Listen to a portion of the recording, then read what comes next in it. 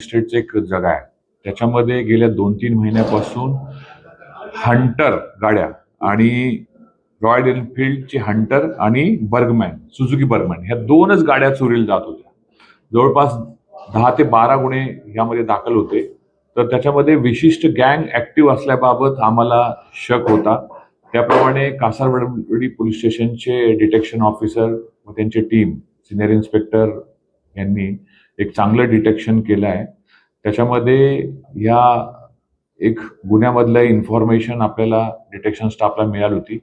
आत्तापर्यंत आपण 3 आरोपींना या दरम्यान अटक केलं आहे आणि जवळपास 8 गाड्या त्यांच्याकडनं रिकव्हर केल्या आहेत. आणखी गाड्या रिकव्हर होण्याची शक्यता आहे. ह्याच्यामधलं आपण ज्यावेळेस इन्व्हेस्टिगेशन करत होतो त्याच्यामध्ये आपल्याला जवळपास दहिसर पासून मुंबईचे मीरा रोड, ठाणे, घोडबंदर रोड असे सगळे जवळपास 120 ते 130 कॅमेरे आपण ह्याच्यामध्ये पूर्ण व्हेरीफाय केले आणि टीमला सुरुवातीला एक आरोपी मिळाला शेख नावाचा. त्याच्याकडे तो रिसिव्हर होता, म्हणजे ह्या गाड्या चोरायचा तो रिसिव्हर होता. तो त्याच्याकडे आपण 3 गाड्या रिकव्हर केल्या. मग त्याच्यानंतर मेन सूत्रधार होता. मेन सूत्रधार जो आहे त्याला ज्यावेळेस आपण अटक केलं त्याचं नाव आहे मिलिंद सावंत. तर तो पूर्वीचा रेकॉर्डवरचा गुन्हेगार आहे. त्याच्याकडे जवळपास 70 ते 80 गुन्हे अशाच पद्धतीचे गाडी चोरीचे दाखल आहेत. आपल्या कासारवडीमध्ये त्याच्यावरती पूर्वीचं रेकॉर्ड पण निष्पन्न झालं. चितळसरला एक गुन्हा होता ते पण निष्पन्न झालं. मिलिंद सावंत हा खूप दिवसापासून गायब होता. त्याला आपण पूर्ण कोकण, मुंबई, त्याच्यानंतर नवी मुंबई, त्याच्यानंतर पुण्यासारख्या ठिकाणी आपण सर्च करत होतो. शेवटी मिलिंद मिळाल्यानंतर त्याच्यातर्फे आणखी जवळपास 5 गाड्या त्याच्याकडनं मिळाल्या. तर मोडस आपल्याला ह्या गुन्ह्यामध्ये असं निष्पन्न झालं की मिलिंद आणि आणखी त्याचा एक पार्टनर हे स्पॉटला जायचे. फक्त ज्या गाड्याचं हँडल लॉक नाही अशाच बर्गमन आणि हंटर ह्या 2 गाड्या हेरायचे. त्या गाड्या तिथून पार्किंग लॉटमधनं चालत बाहेर काढायचे, नंतर त्या वायर कट करून डायरेक्ट करायचे आणि नंतर गायब करायचे.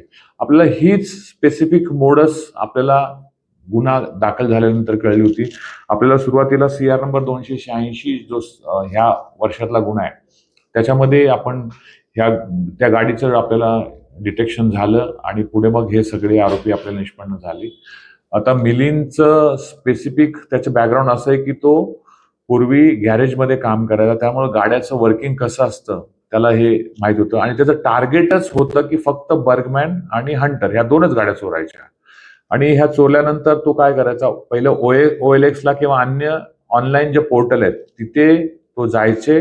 तिथे ज्या गाड्या सेलला आहेत त्या गाड्यांचे नंबर प्लेट तो बघायचा आणि ह्या गाड्यांवरती नंबर प्लेट टाकायचा आणि ज्या प्लॅटफॉर्मवरती OLX सारखे अन्य अनेक प्लॅटफॉर्म आहेत त्या अन्य प्लॅटफॉर्मवरती ह्या गाड्या विक्रीला ठेवायचे.